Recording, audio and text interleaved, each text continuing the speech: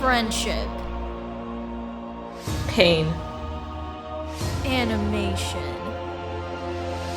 Sweat.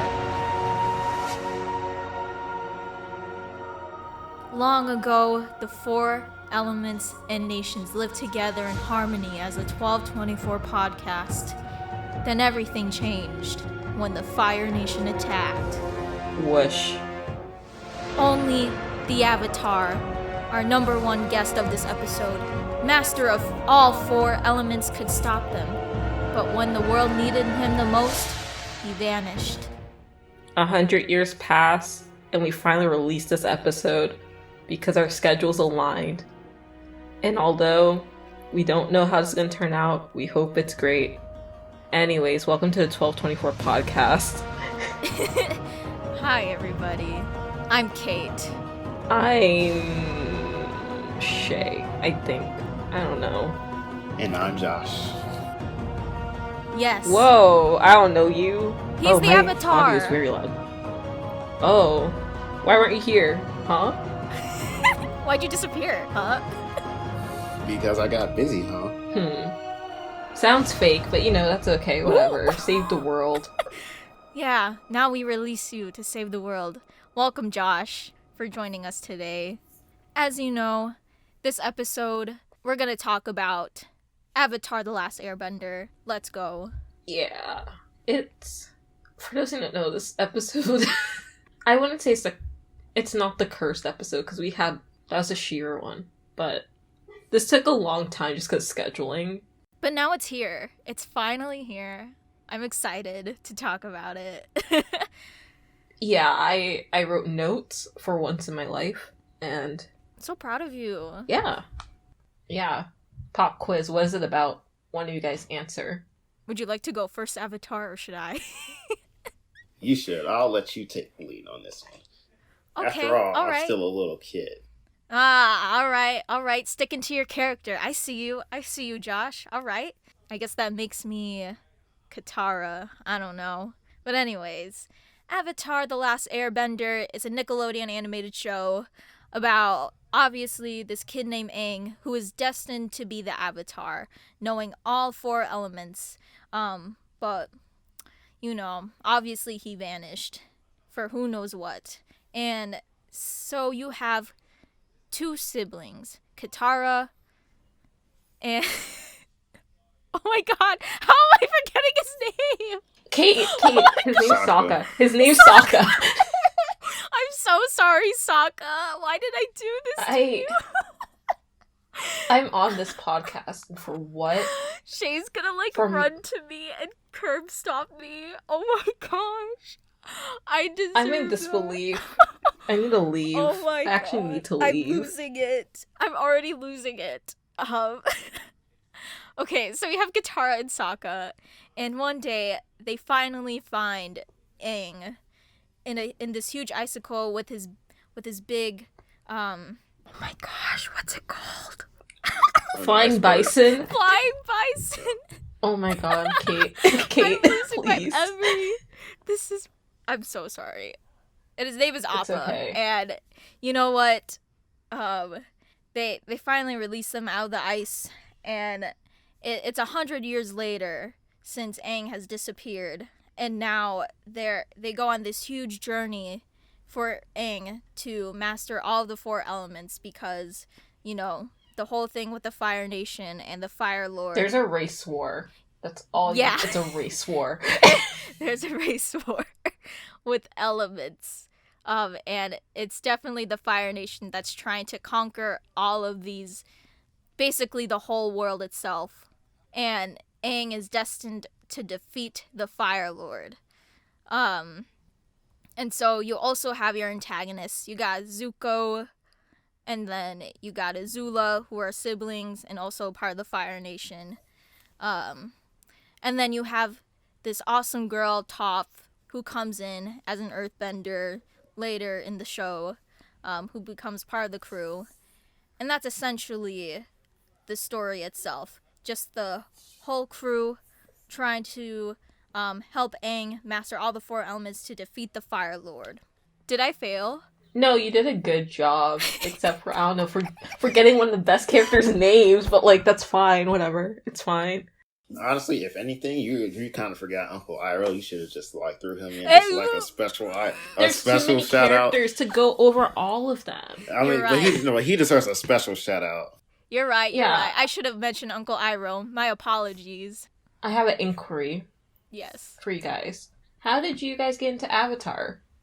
Mr. Avatar. Well, for me, it was just one of those days in the childhood watching Nickelodeon, and all of a sudden, this show where people are throwing rocks, fire, water, and air at each other, and it just looks so cool to like a 5, 6, 7, 8 year old, and you almost get into the, and I also have a brother too, so you kind of just get into those things where you act like you're chucking rocks and bending air and act like you're the Avatar.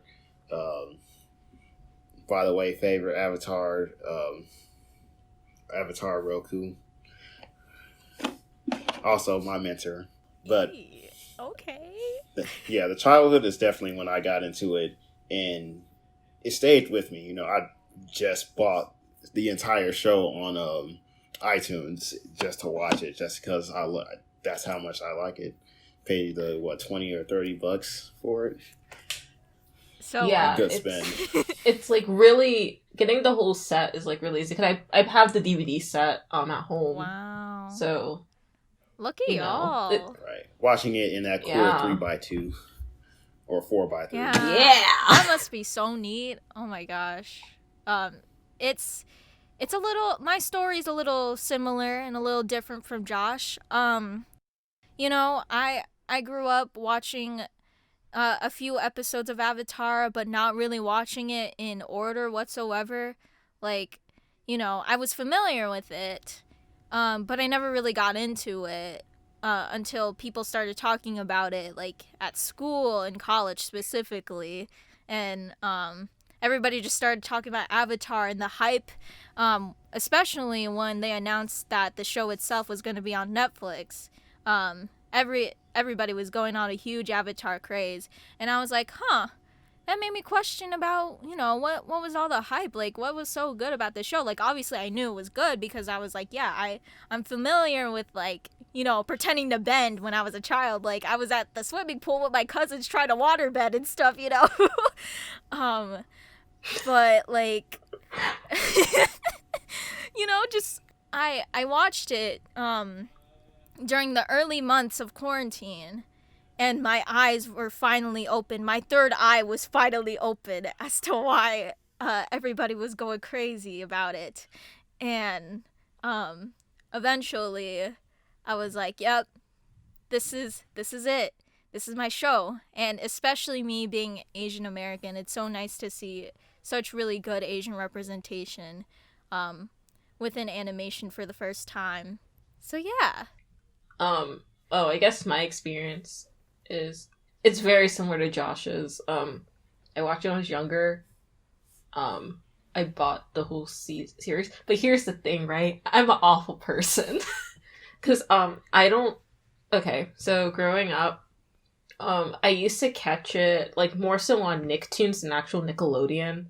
And so the way Nicktoons would air it, technically they'll air in order, but I'll never catch like the first season airing, so I mainly watched the second and third season out of order, technically.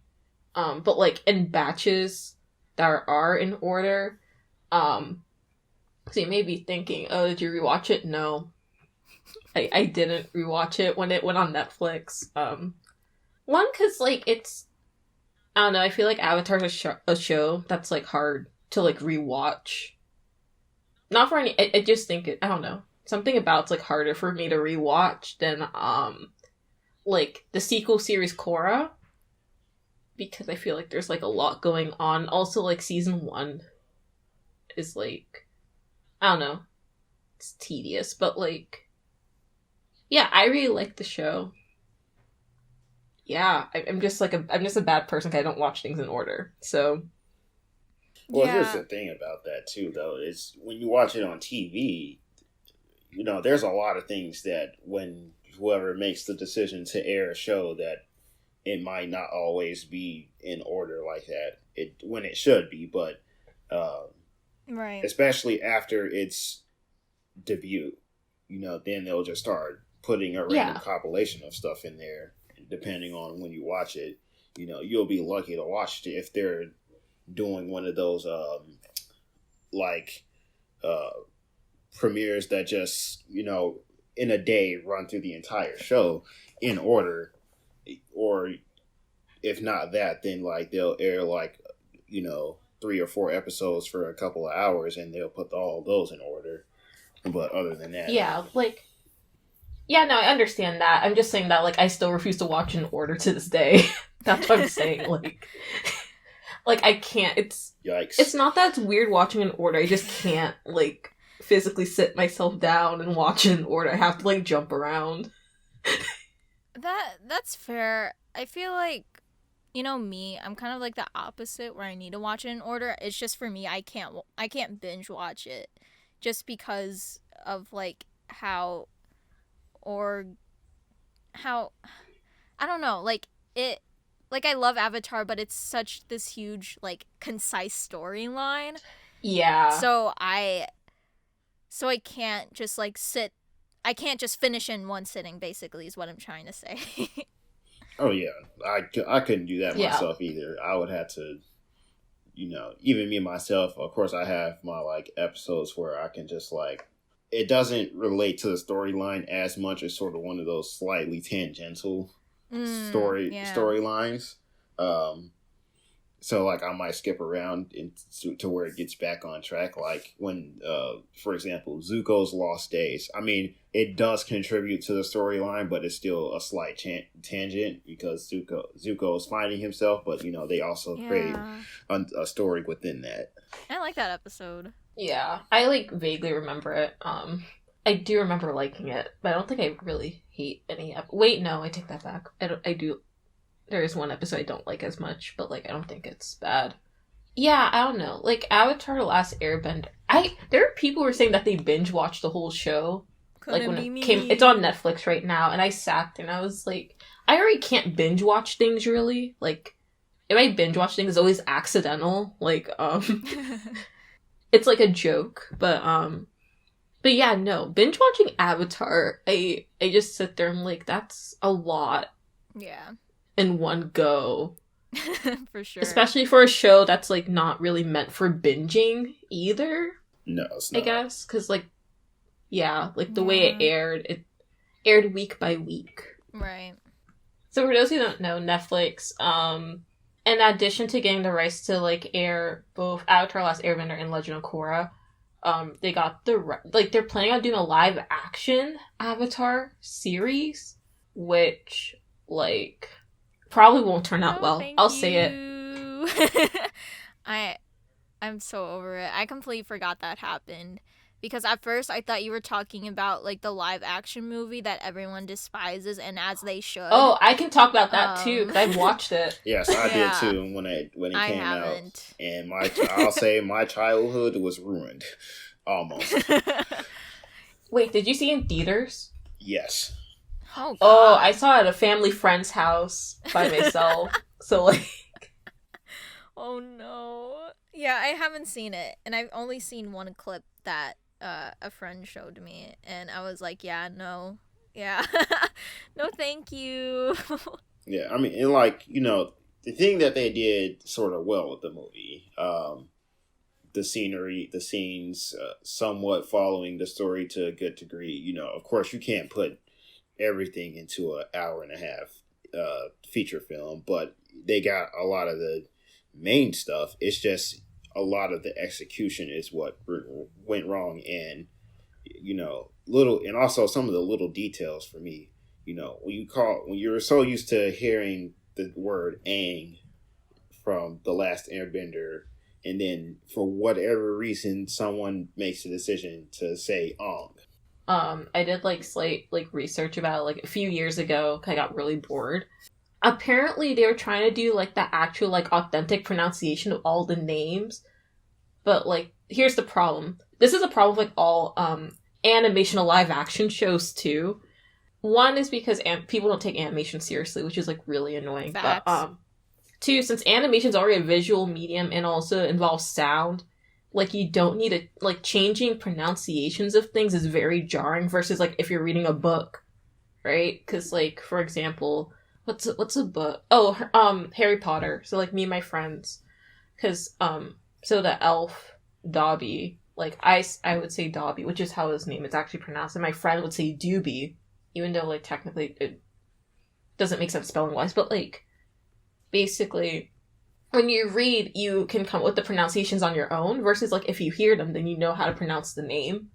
And so that's what the film kind of ran into, because even though, like, they're like, we want to be more authentic, it's like, well, the show itself isn't, like, completely authentic. So, like, so, like, trying to change the pronunciations is, like, very jarring to the audience. And, like, even with, like, new viewers. Yeah. Also, wasn't the movie itself whitewashed? Yes, it was. Which was... God. Bro, I can... Wait, what does that mean? I need some context so basically, whitewashing is, when you cast white actors in roles of people of color. Yeah. So in the Avatar movie, instead of getting like Asian people to play, especially the main cast, they didn't do that. For background characters, they did, which was the weirdest thing. So weird. It was just all white people, even though Avatar takes place in a world where it's like all Asian people, right? Yeah. Right. So a mess. Totally a mess. Like, it doesn't even make the excuse of, like, yeah, we couldn't find, like, Asian people to play these characters when, like, the background characters are Asian. And but then, even then, that's like, such a weak excuse. Yeah, it is.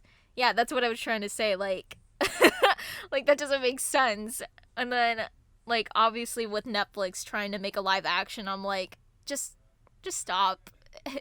You don't need to do that anymore. Like, just leave Avatar alone. I know, like, with Netflix, their main concern, they're like, we're not gonna whitewash it, which everyone was happy about. But the problem was with the Netflix one, they wanted to, like, make the age rating higher, and then, like, add, like, this was the rumor. It's not confirmed or not, but there's a rumor going around that they want to make the age rating higher, because the original show was rated, like, Y7.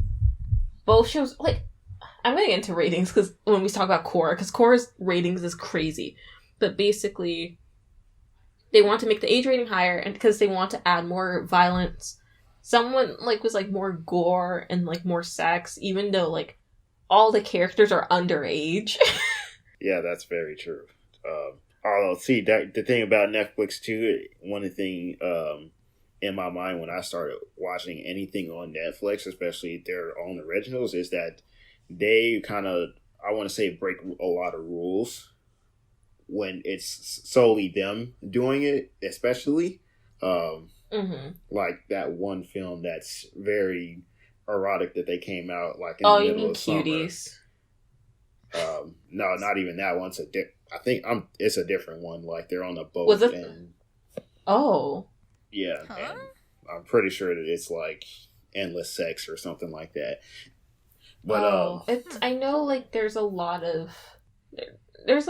going on with, like, censorship laws in Netflix. Yeah.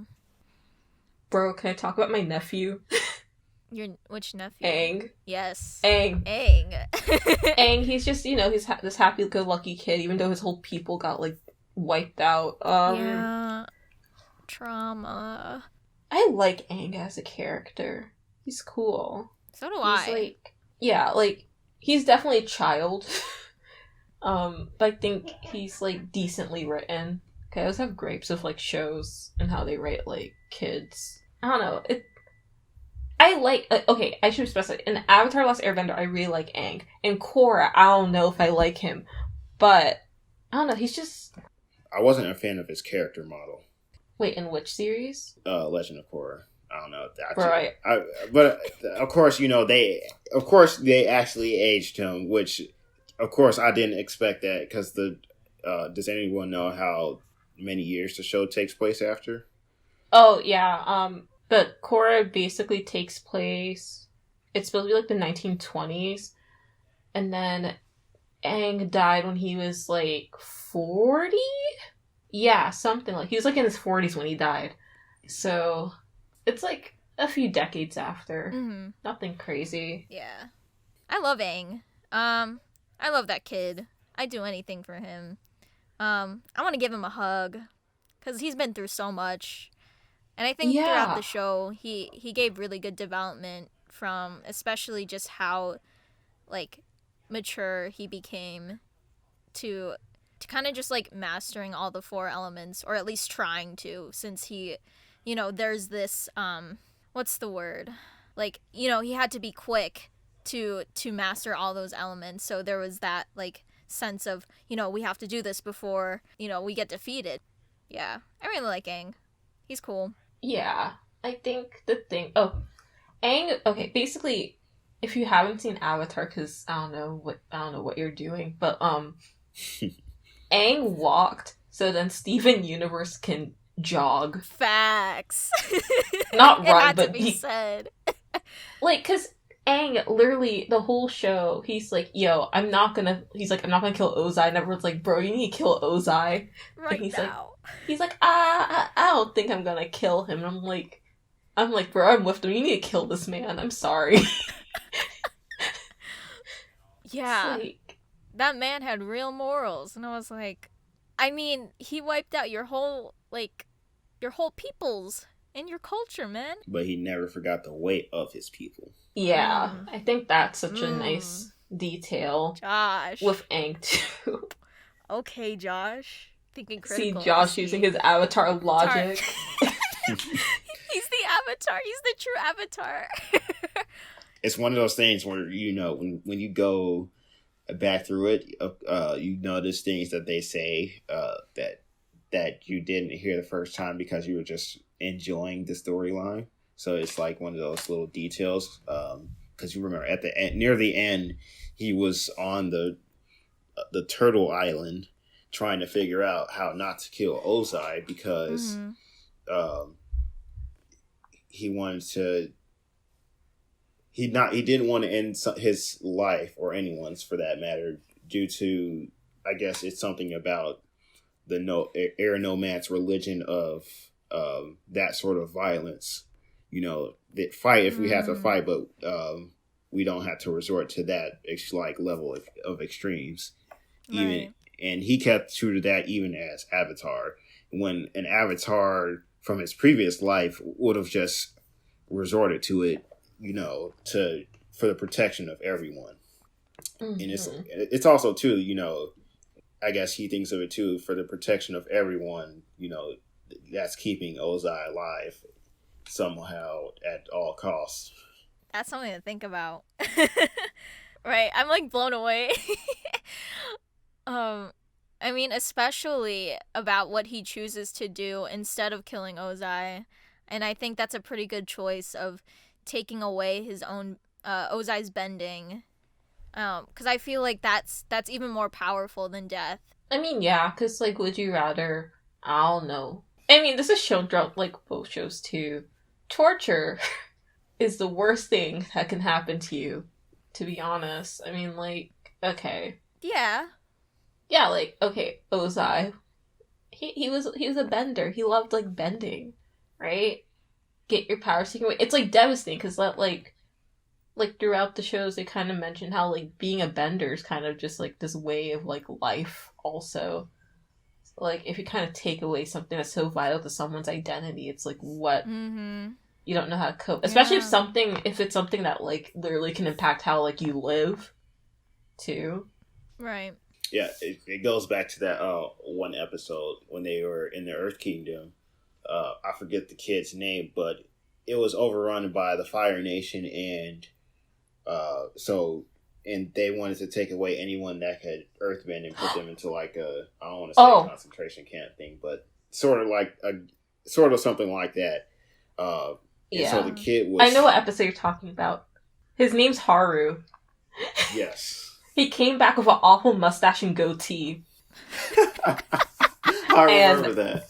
And I miss him. And I used to get him mixed up with the I think it was another kid in like one of the Earth Kingdom spaces, but he had a wheelchair. I was gonna mix him. Yeah, the wheelchair kid. Jesus Christ. Yeah, I get those two Oh. mixed up. But it's Yeah. Haru's not the wheelchair kid. Look, I was also rewatching the show with my dad because he's never seen the show, even though I feel like he should have by now. But yeah, no, like I think that episode is really effective. But also speaking on that episode, can we talk about Katara? My queen. And like, look, I'm gonna say it. There is no Katara slander. Well, no, actually, take that back. Certain kinds of Katara slander will be tolerated, but not the ones that people usually say. What type of slander does People say Katara that she's get? a Excuse? weaker. Everyone's like she's a weaker bender than Zuko, Excuse? and Nah. How dare they? What? I'm setting the record straight right here. Katara's a better bender than Zuko. Zuko's the weakest bender out of the main cast. Oh, that's bold. It's just not bold. That's kind of bold. I mean, That's like, kinda put it bold. this Wait a way: minute. Katara cannot be considered weak because she had to step in when Zuko took a shot of lightning for her, and she was able to defeat Azul, and then also the Bloodbender. We cannot forget everyone about the Bloodbender. But I think the thing that really proves, I think, that she's a... Everyone forgets that she stopped the rain. Just saying. She stopped the whole rain because this man killed her mother. And yes, that too. Yeah, okay. that's what I think of. Okay. Look, I have receipts because I always have to have this discussion. And The detail. I have to get out the way right now. Out of, like, the main, like, 4 bending kids... I'm not saying Katara's not the strongest, right? But I feel like people slander her bending skills a bit too much for my liking. Also, Yeah, that's interesting. Zuko's bending out of the main 4 kids, I think, is the weakest. But, like, he's still talented. Yeah. Well, the only reason I couldn't say that Zuko is the weakest... Well, no, okay. That's false, because I was going to say he had to teach Aang firebending, but, I mean, everyone else there had to sort of taught Aang their bending too. Although Katara might be a slight misstep because Aang had sort of the easiest time learning water bending because it's almost like air bending, the way the show put it. Look, if people ask me to rank benders out of both shows, it's gonna be a mess. Okay, That would be such a mess. I will do it one day when I have the energy, but I'm not doing it right now because I don't have the energy. And Same. yeah, but you know, Katara. My mind. Yeah, Katara. She's a baddie. She's the mom figure. Yeah, exactly. Also, Katara could heal too, so that's actually a very crucial bending power. You're right. Exactly. So, oh my gosh! Like when she went to the, was it the Northern Kingdom? South? Or the wait, isn't she from? Yeah, the other nation with like Princess Yue. Yeah, the Northern. Wait, which one is tribe. she from?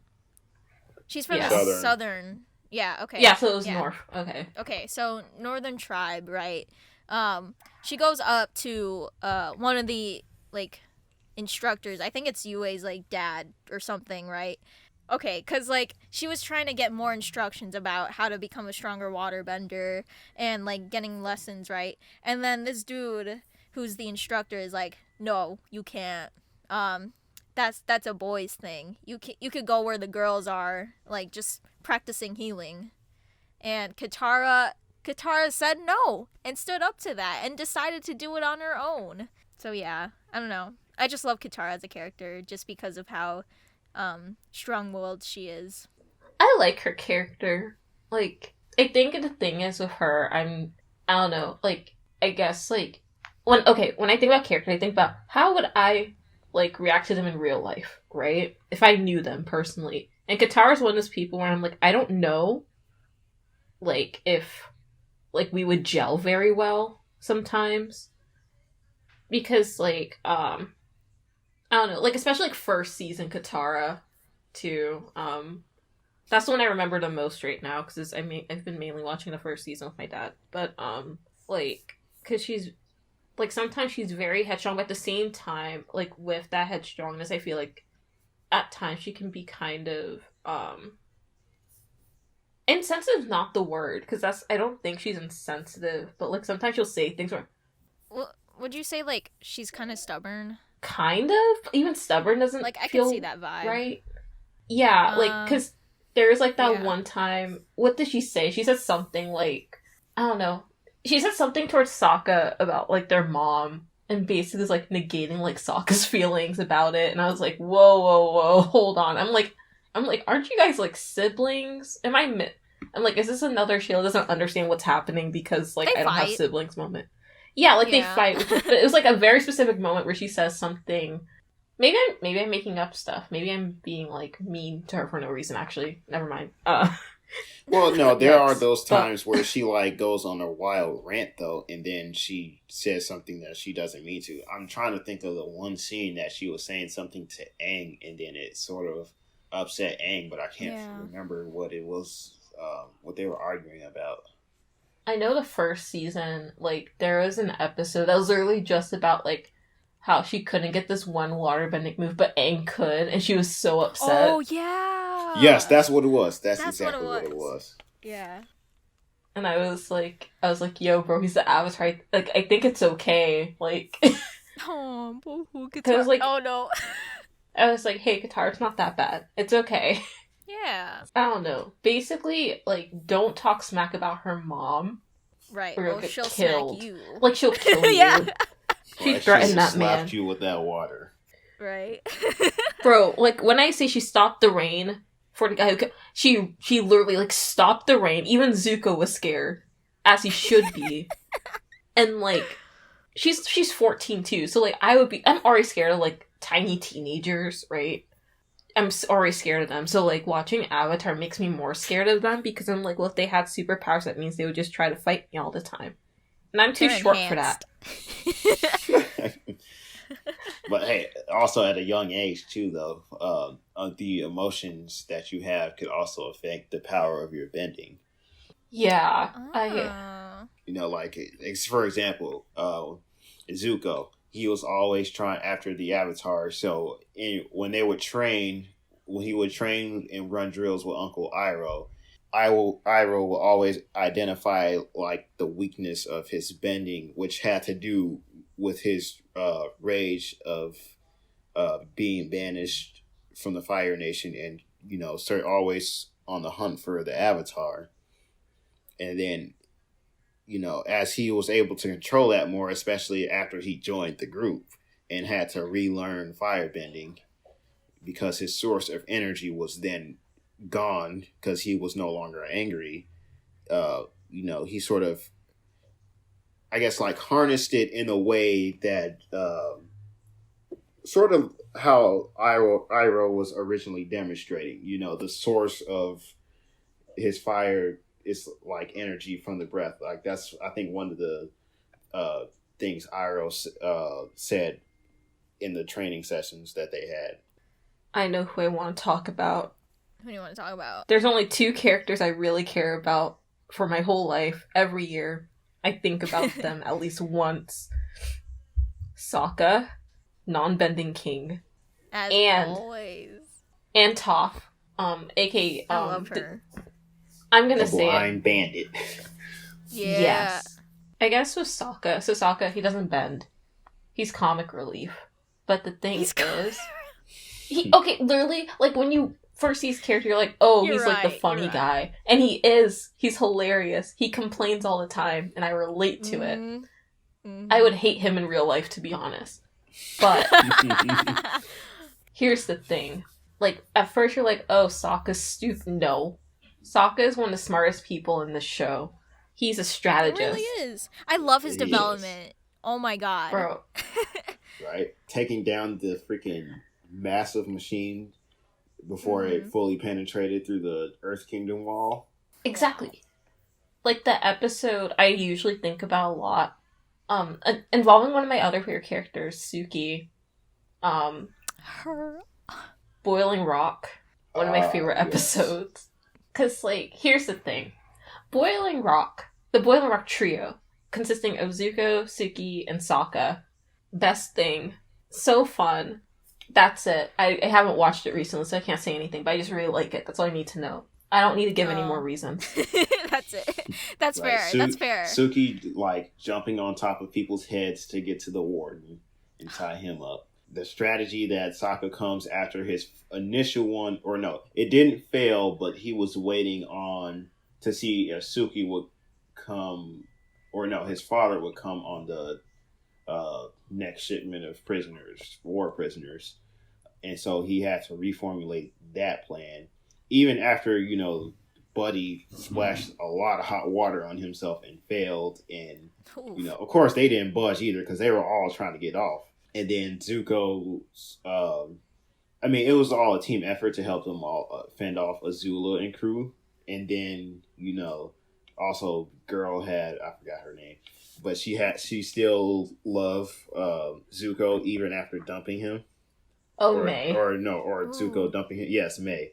Yeah. After Zuko dumped her, which came in clutch because, let's see, they were about to cut the line. So, Zuko's charm, if you will.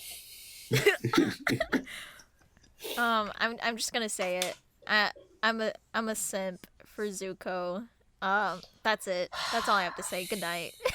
Look, here's the thing about Zuko. I like Zuko as a character. He's the only villain at this point I'll accept with a redemption arc.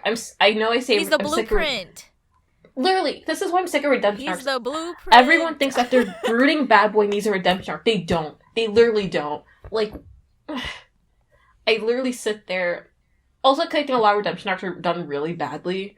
But, like, for some reason, I feel like Zuko's the reason why everyone wants a redemption arc for a villain. And I'm like, no. Like, Zuko's is done well because it's throughout the whole course of the show. And, like, I don't know, like, yeah. He also has, like, factors that are redeemable. And also, I think it's good that, like, they introduce Azula as, like, the big bad later on. Yeah. Too. So then it's like, well, where does Zuko stand in that? And then that gives leeway to a redemption arc. Versus, like, I feel like a lot of shows, when they try to give redemption arcs, it's like there's no big bad, like, introduced early enough for it to really make sense at the moment. And it's not executed well, either.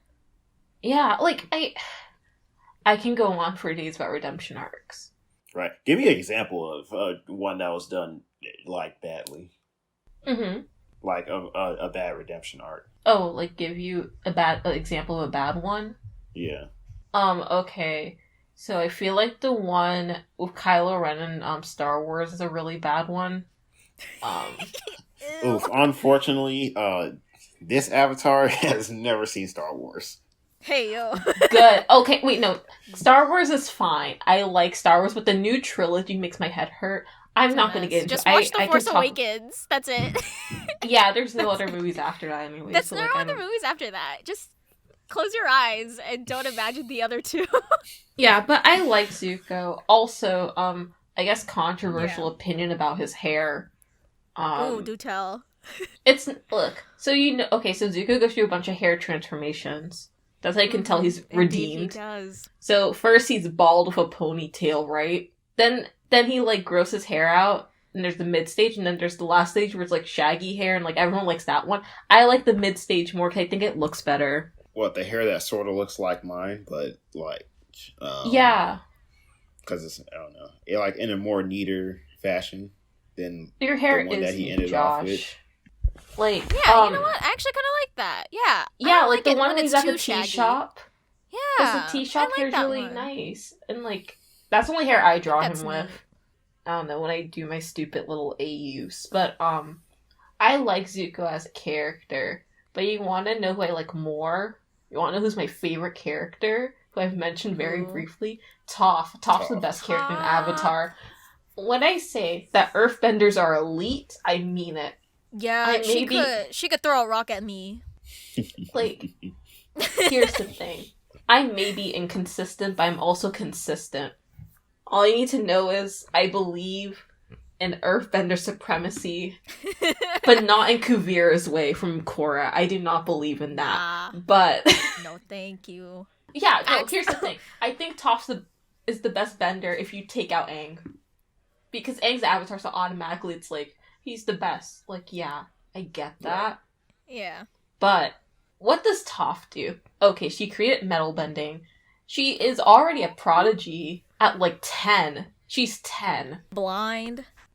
Yeah, like, the thing is, too, with her blindness, because I was talking with my roommate last year about, Avatar very quickly, and, my roommate, because my roommate is, visually impaired, and so, basically, she was saying, like, how she really liked Toph's character, because, like, her earthbending didn't negate the fact that she was blind.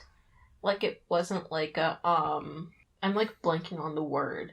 Like, it wasn't, like, a replacement, basically, because you know how sometimes it's, like, when there's a disabled character and they have superpowers, it's, like, the superpower helps, like, is, like, oh, this fixed your disability. While with Toph, it's just more so, like, it's not that, like, the way that she, like, quote-unquote, sees is, like, by, like, she literally feels the world around her, and even then, like, she, like, mentions, like, it's, like, she had to work on that, too. So, I don't know. I thought that was very interesting as someone who isn't, like, visually impaired. I was like, oh, don't really think about that, of course. But yeah, Toph, one, she's funny. Her and Sokka interacting is, like, the funniest thing. Like, literally, once those two show up on screen, I start, like, laughing automatically. I'm like, something stupid's gonna happen. It's gonna be amazing. But... Right. Whenever she just pokes Sokka, it's like a powerful poke that, like, freaking... She doesn't... It's not even a bend. She's not even bending, but, like, that's just, one, her strength, but, like, also their comedy. I love Toph. Best character. Best bender. Everyone can fight me. I don't care. I don't care. I'd do anything for her. Uncle Iroh. Uncle Iroh. I love Uncle Iroh. He's cool. He's chilling. He's just like, yeah, I was a war criminal. Pass me some tea. That's it. But, like, yeah, in a like, good I mean, way. they're all war criminals, so, like, but he's like, that's fair. Hasn't he done, like, the most war criminal things anyways, technically? Like, in terms of maybe, like, sort of, like, treason? Yes. Well, I mean... Yeah. Okay, it's between him and Zuko on that one. Especially because Zuko's the one that redirected lightning to Ozai. I mean, in the end, when we watch Avatar, aren't we all war criminals, too? Wow, I never really thought of it like that. Yeah, I mean, I guess so. Yeah, I don't know. I like Uncle Iroh. He's voiced by the same guy who voices Aku in Samurai Jack. Mako. Yeah. Rest in peace. Yeah, he was cool. He's a cool guy. He really is. I want him to be my uncle. Minus... Well, you know... Yeah, I just want him to be my uncle. I don't know. Like, Uncle something Iroh about him was the best dad for Zuko. He really was. Yeah.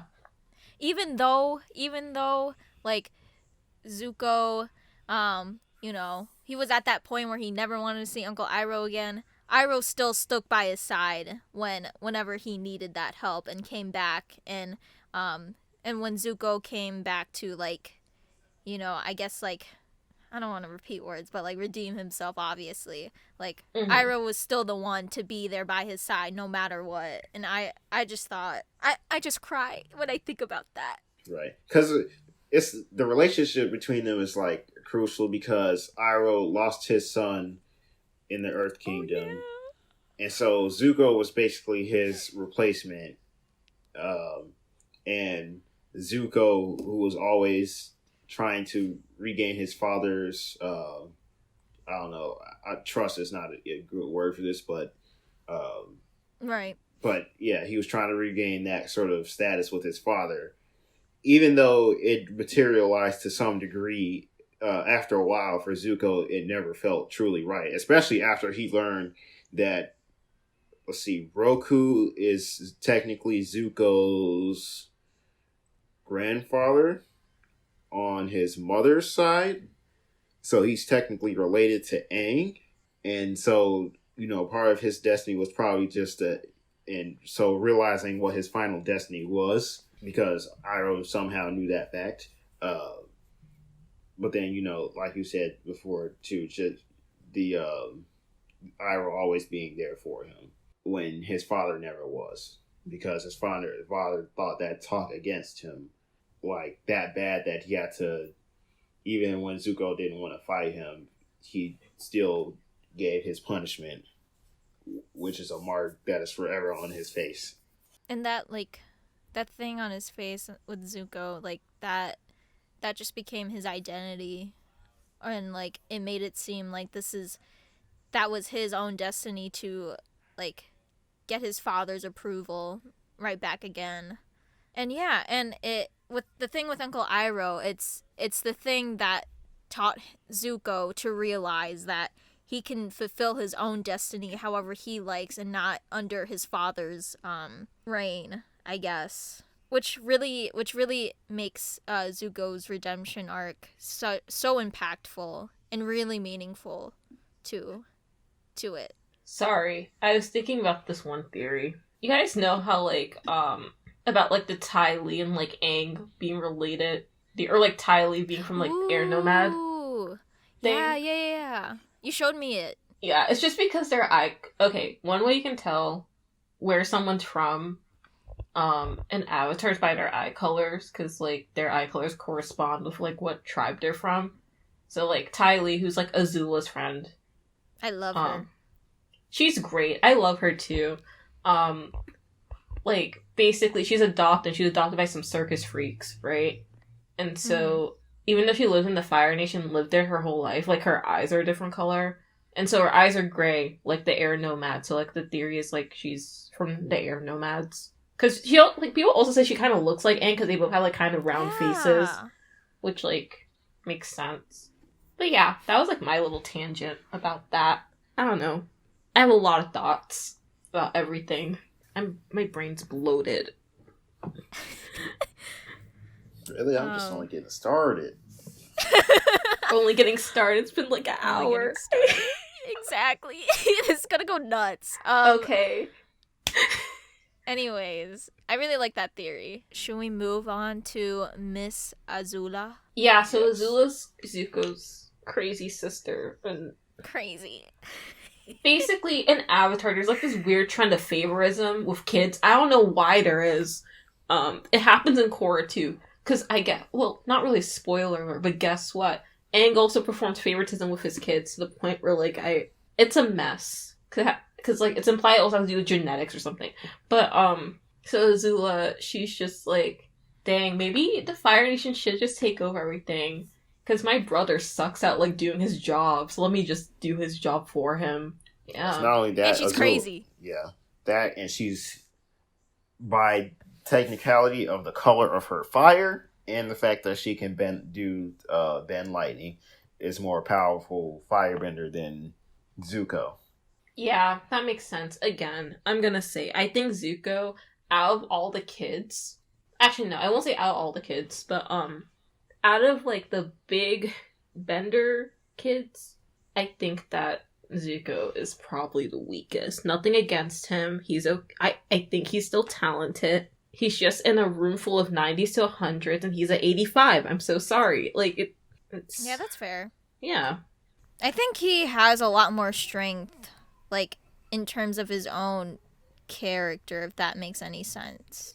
Yeah, no, that makes sense. Yeah. His ability to learn. Right. To some degree, because had Azula... Okay, Zuko in the Agni Kai... between Zuko and Azula, Zuko probably would have won had Azula not turned the lightning strike towards Katara instead, because Zuko can learn to redirect lightning. Now, whether or not Azula learned to do the same is unknown, but I'm assuming not, especially because Ozai didn't learn it. So Zuko turns that lightning strike against Azula, and he's willing to end Azula because she knows, especially after they seen her gone mad at the end there. So he was willing to do it, but of course, like I said, Azula turned it towards Katara, and you need to be in the perfect stance to redirect lightning, or else it stops inside you. I feel bad for Azula, low key. Like especially near the end.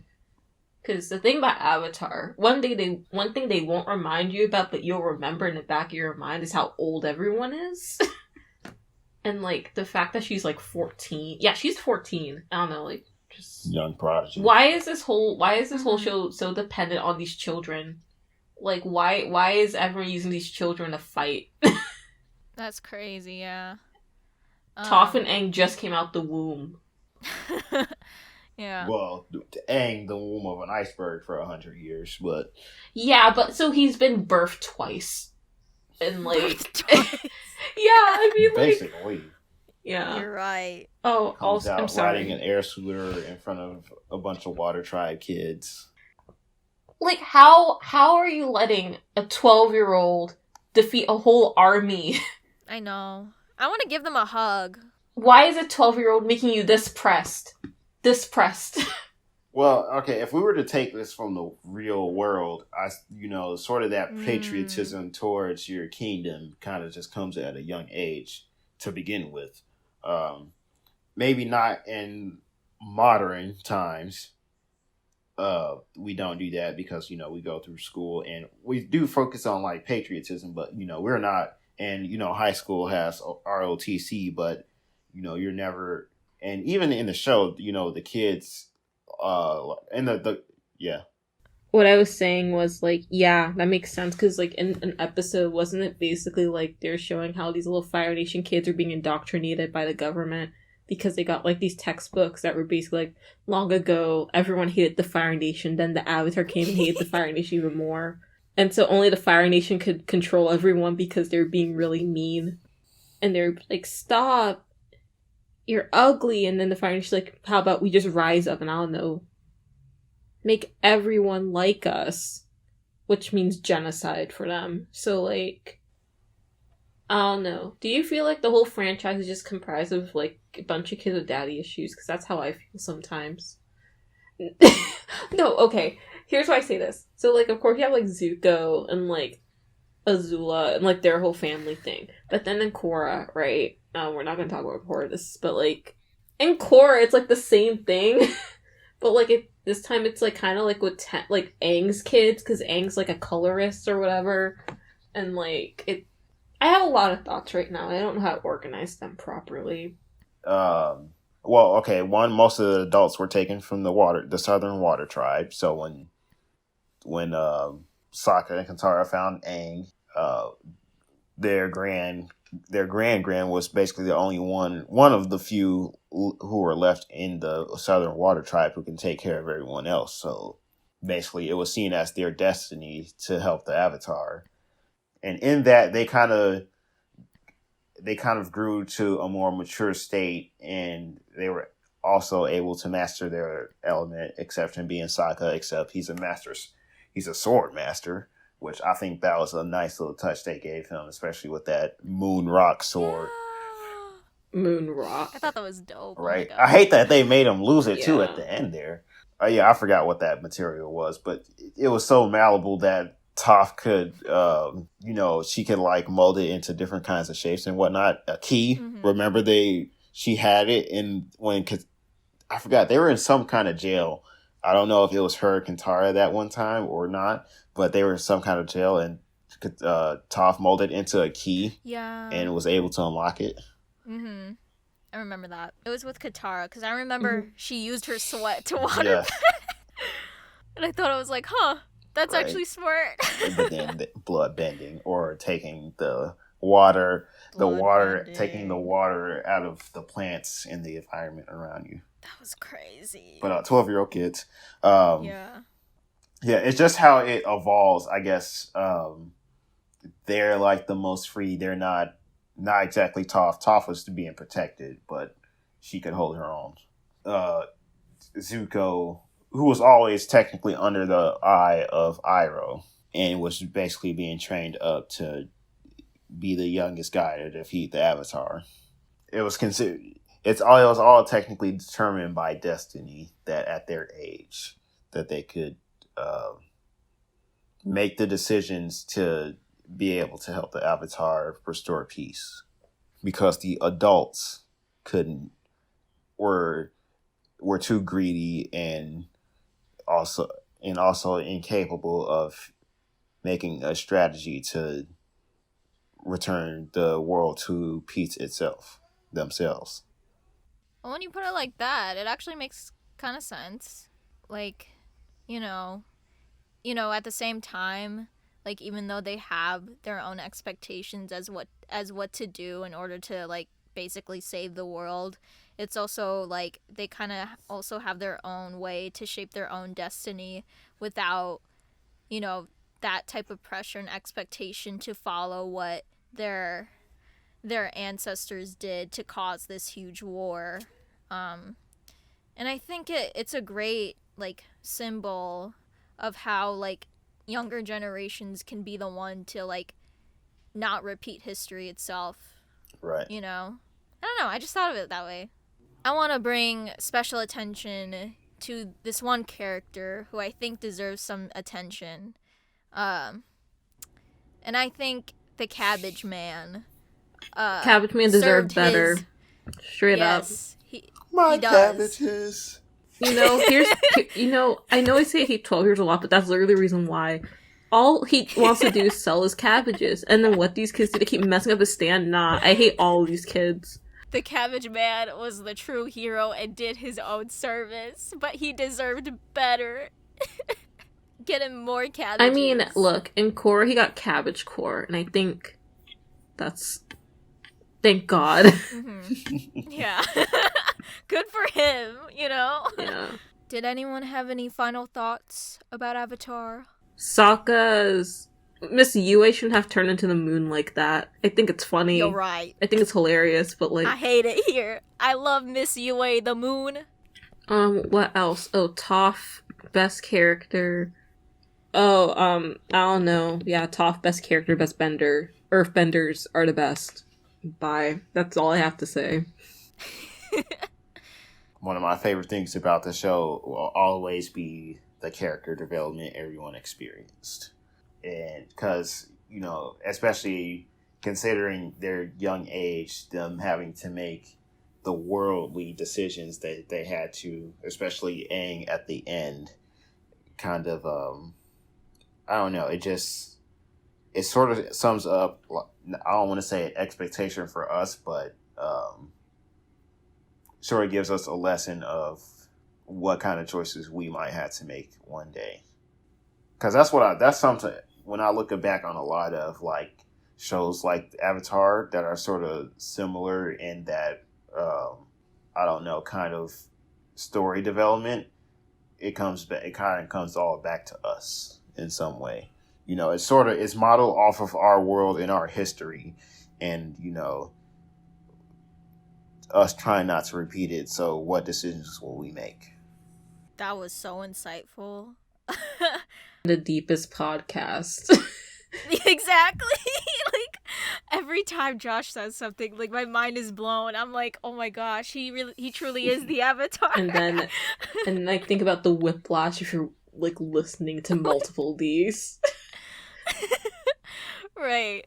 Echoing Josh, I really applaud Avatar for its great storytelling and development for something that's for the lessons that they show can be so simple, but yet the way they execute it can also just be as complex in terms of how and what a character makes as a choice that affects the rest of the world around them. And I think that's what makes Avatar such a special show for that. And not to mention just the great like ways of how they represented Asian culture in so many different ways than one, in terms of how the diversity within Asian culture, because I don't know, just I guess people in general love to just generalize Asian culture, where in reality like there's so many aspects that come within like Asia itself. And I think that it's such a nice show, and I love it, and it's definitely up there for me. So yeah, I love Avatar. Thank you, Avatar. Yeah, I like the show.